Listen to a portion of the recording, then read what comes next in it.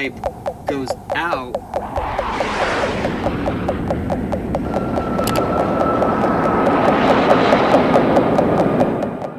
What the f is up, internet? Welcome back to Milehighkei, America's baldest cake car channel. So I got a haircut because it's super hot outside here in Colorado, and figure it's a good of time as any to start anew. And speaking of which, I'm back here in the garage working on the Acty van, and I got a box in the mail. As you can see, I've already opened this box because I already knew what it was, but you don't know what it is. So now I'm gonna show you what I know now. So here's what's in the box, and I'm super excited. It is finally the turbo for the Acty. So I ordered this a little while ago, and it is a tiny little thing. So this is a GT15 turbocharger. It is a eBay special. And this, I think, will work great on the van because it was advertised as being applicable for motorcycle ATV engines from 2 to 4 cylinders, and conveniently in the middle is the Acty. Super stoked. I think this would be a great size for the van, a little bit smaller than the previous one that I made this terrible manifold for. I think I'm going to be able to use the stock Acty exhaust manifold, and let me explain my thinking. So rather than using my poorly fabricated piece, I think that using this stock piece is actually going to work better. And if you have any sort of deductive reasoning, I think you can see where I'm going with this. So I might have to drill out these holes that are on the turbo. It will kind of sit like this in the engine. So I might have to clock the center part of the turbo. I'm super stoked. I think that this is going to work great. It's really close to lining up. And then from there, we can see how it's gonna look underneath the car. Okay, I'm here under the car, and after a brief and not embarrassing at all battle to get this stud off of the exhaust manifold, I just want to bolt this on and kind of show what I'm dealing with here. It's kind of tight. Here we go.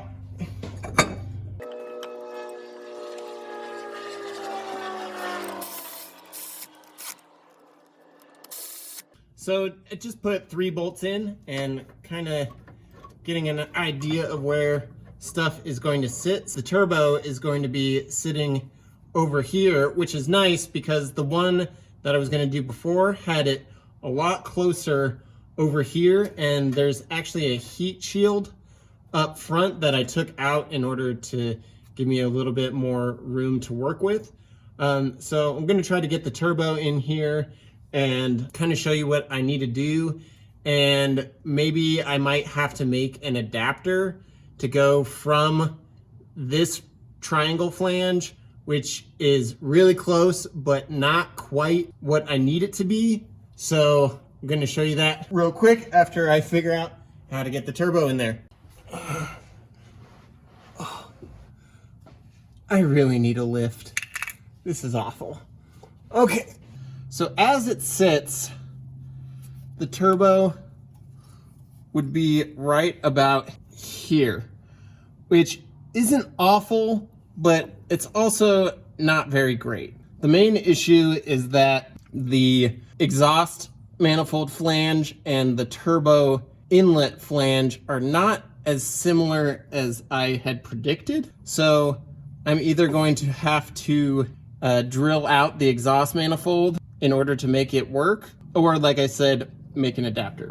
The turbo drain is actually not in the worst place. Pretty tight packaging over here. We have one of the coolant tubes going up here, which I want to connect to this upper piece. I just have to get a piece of flexible line to go there. This little one goes over here, which I might be able to just use a thick tube and loop it around and use the heat shield that comes on the exhaust manifold. That's what I'm dealing with. Long story short, we gotta make some shit.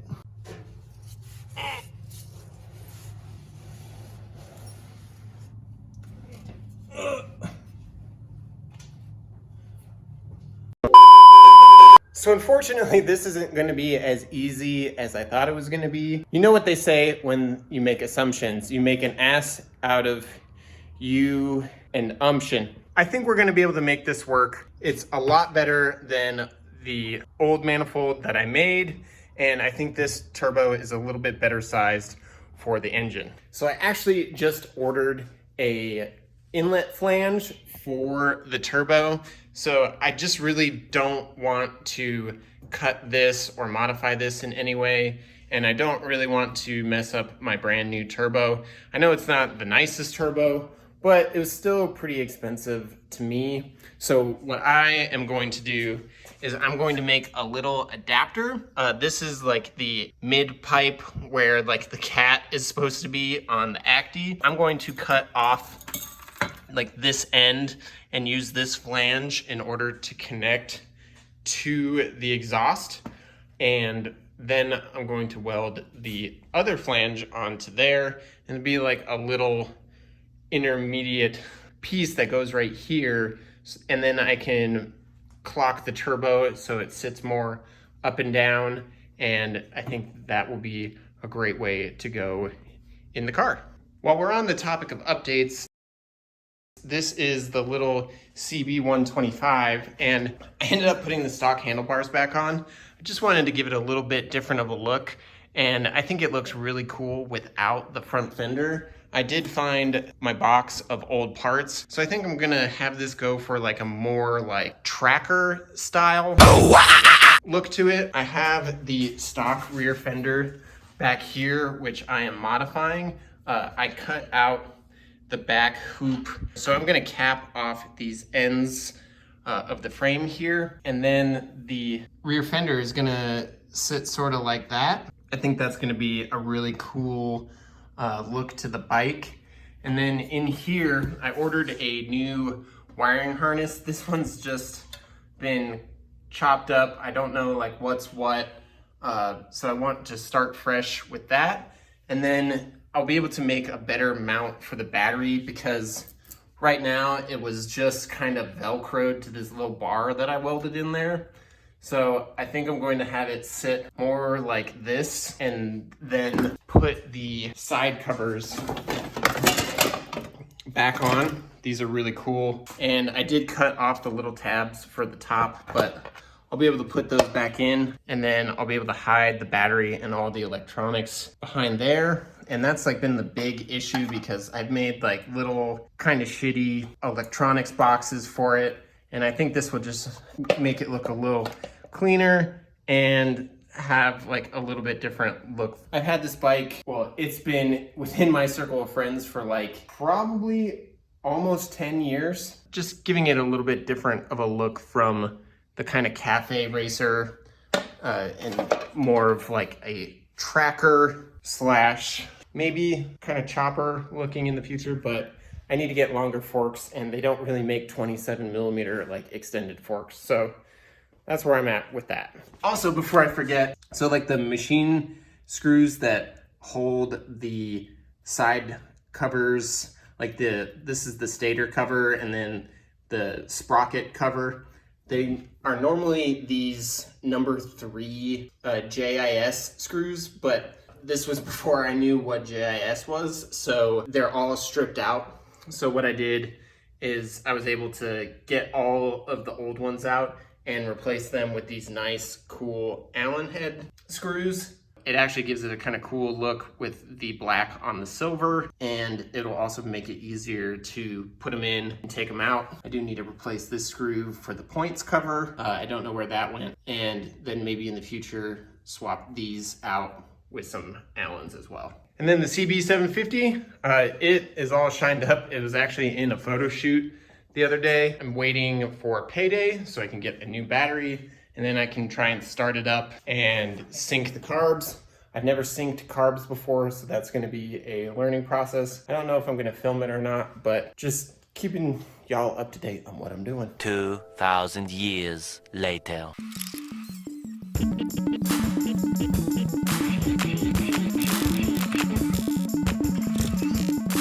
All right, so I got the triangle flange that was on the stock Acty exhaust. I cut it off, and I noticed that it is double layered.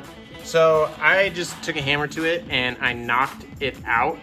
So this was just pressed inside here, which is awesome because now that it's gone, it opens up more flow for the turbo. So I'm still waiting for the flange, but I'm doing a little bit of cutting and welding tonight, so I figured I'd get this done while I'm at it. The other thing that I just finished welding was this bracket. So this is for the shifter cable. So I actually ended up using the wrong bracket. So I had to cut the part that is meant for the shift cable linkage off and weld it into the bracket that I had. It is not pretty. Admittedly, it's actually pretty bad, but it ain't stupid if it works. And then I have the clutch cable bracket down here. It's just, both of them are just getting a little bit of paint. And then I will be able to do the final install right there and finish up some of the little things that have been holding me back.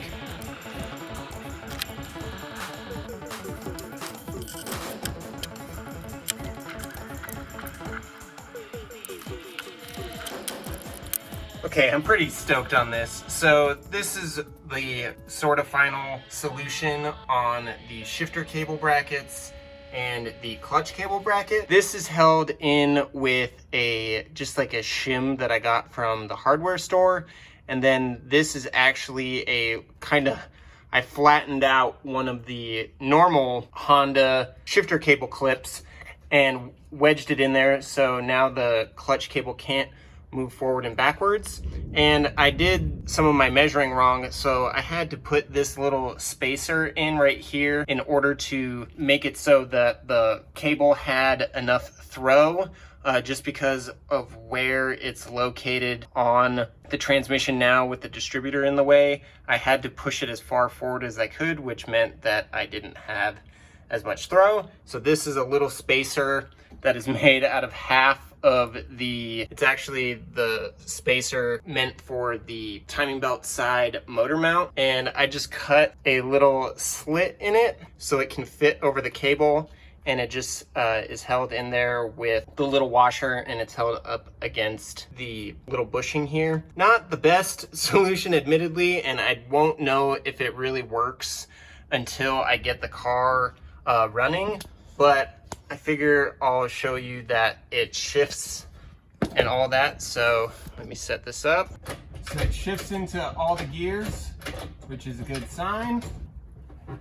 Clutch goes all the way in. It feels pretty good on the pedal. So yeah, pretty stoked. Day 4.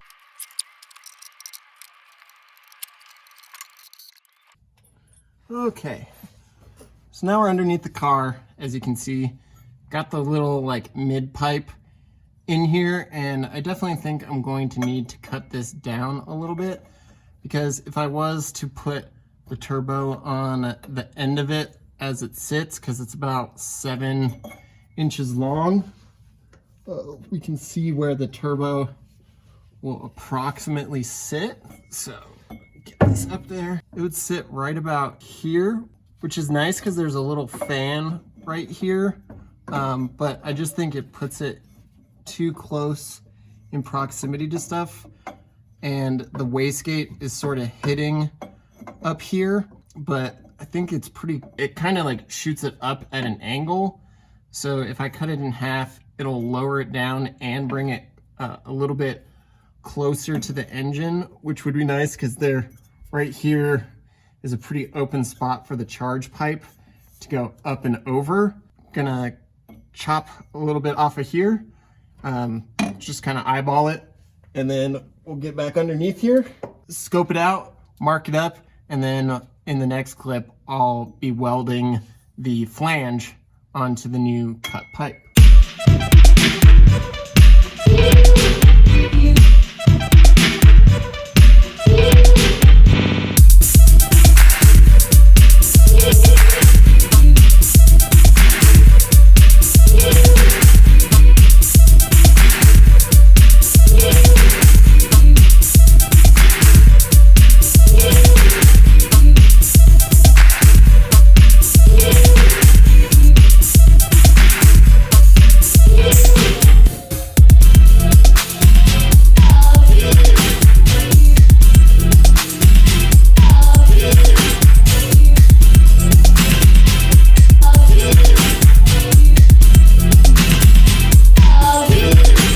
Okay, so I am pretty stoked on how this turned out.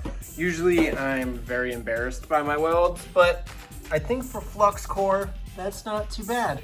Okay, so you can see in there sort of what I'm talking about with the actual flange on the turbo not really matching up with the hole. I don't know, I might just send it and round off that outside edge a little bit to allow a little bit more flow, make it a little more efficient. But yeah, right now I'm going to bolt this onto the van and hang the turbo in there and see how it looks. I did mark out here on the turbo kind of where I need to smooth out that edge. I can do that later on. All right, so now there's the turbo. It actually sits in like a really nice spot. I'll see if I can crawl underneath here and give you a little bit better rundown of how it fits in here.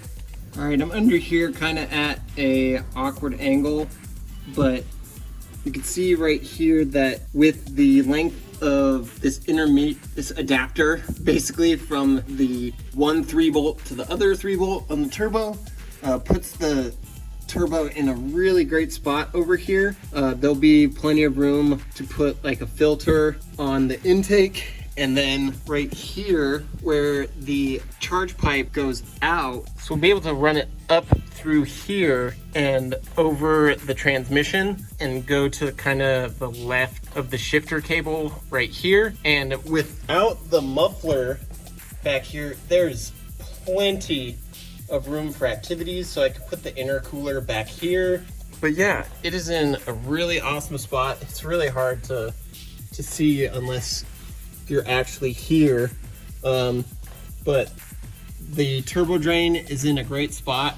I actually already clocked it so it points straight down, or as straight down as I could get it, and then it will go from, as long as I keep it at a constant incline to go down here, I don't see an issue with that. I will have to figure out the coolant piping that is right here, because on the Acty, the cooling goes on the side, and in the Beat, it kind of goes straight down the middle. But yeah, super stoked with how this turned out. And yeah, we have a turbo on a friggin' Acty. All right, internet, it's been a couple of days since that last clip of me underneath the van, but I just want to thank you for sticking around to the end of this video. It's kind of a long one, but in the next one, we're gonna be diving into the wiring, which is something I've been really putting off starting. It's just a little bit out of my comfort zone, but I'm sure we'll be able to get the ECU all wired up and all ready to go. But again, that's it for this video.